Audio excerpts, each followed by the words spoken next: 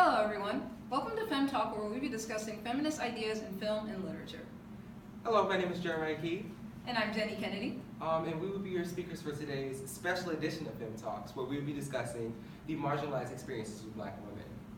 So Jeremiah, have you ever heard of the term that Black people throw around known as the struggle? Oh my gosh, Jenny, I am well acquainted with the struggle. If you didn't know, there are various literary works and pieces of art that discuss the marginalized experience and the struggles of Black women. Today we'll be focusing on two, For Colored Girls and Ruined. So as Jeremiah just said, the first one that we'll be discussing is Ruined, and that play focuses on brothel women in wartime Congo that all experiences their own terms of sexual assault amongst the wartime criminals and soldiers. And by this, they were even able to find empowerment through being able to see worth in themselves despite having a war fought over their bodies. The second piece we'll be discussing today is Tyler Perry's For Colored Girls, and it depicts the interconnected lives of 9 Black women. And today's Fem Talk will be focusing on the parallels between these two pieces. One of the more notable aspects of For Colored Girls was the relationship between each respective character and the world around them. One of the more developed and notable characters, and the first character we'll be talking about today, is Crystal Wallace from For Colored Girls. She not only suffered from an abusive relationship by her husband, but she was also forced to live with the fact that he killed both of her children. She fell into a state of depression and even attempted suicide, and thanks to a motherly figure in the movie named Gilda, she was nursed back to health. Crystal was known for crying out that she was missing something important, something promised. So after long periods of self-reflection, she soon owned her struggle and found the inner strength to pull herself back up. She was served lemons, but she made lemonade.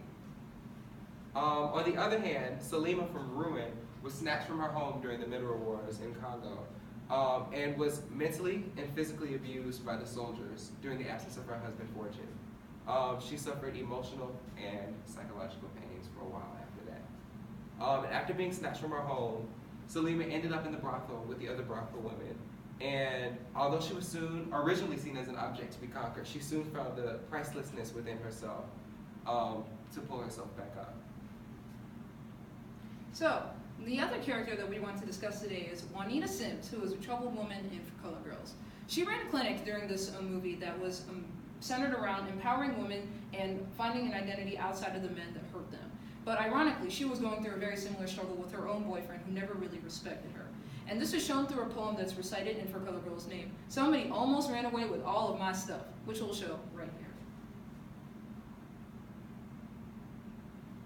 Here, the growth in Juanita is evident in that she is able to find a definition within herself that revolves around the smaller things around her instead of her problematic boyfriend. The last character we'll be talking about is Tangi, who is an essential character for Colored Girls. She's considered a floozy who sleeps with man after man in order to hide the psychological pain that she had previously endured. She was raped by her grandfather, and this explains why she was so promiscuous around most of the men that came into her life.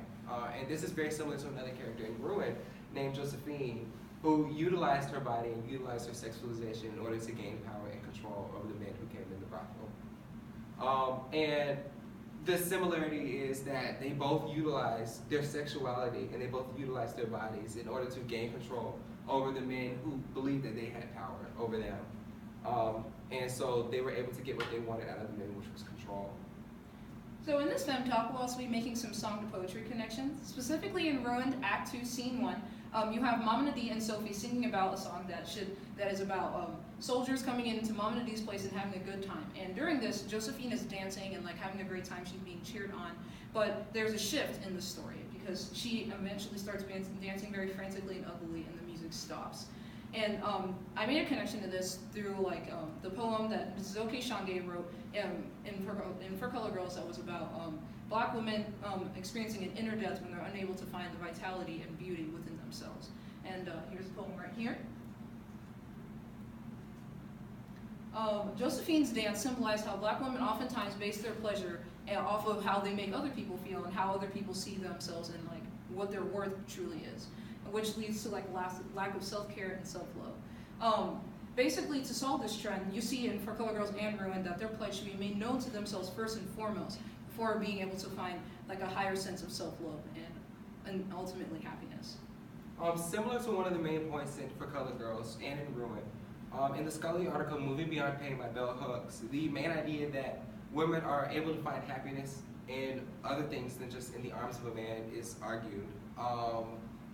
And as the wonderful Bell Hooks stated within Moving Beyond Pain, she said, "Life should not be a measure of our capacity to endure pain, but rather a celebration of our moving beyond pain."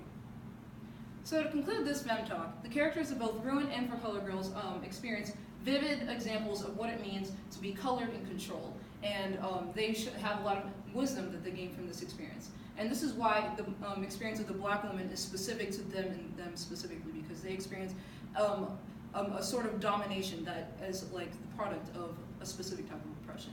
So right now, here's a clip from each woman in For Color Girls telling about what their love means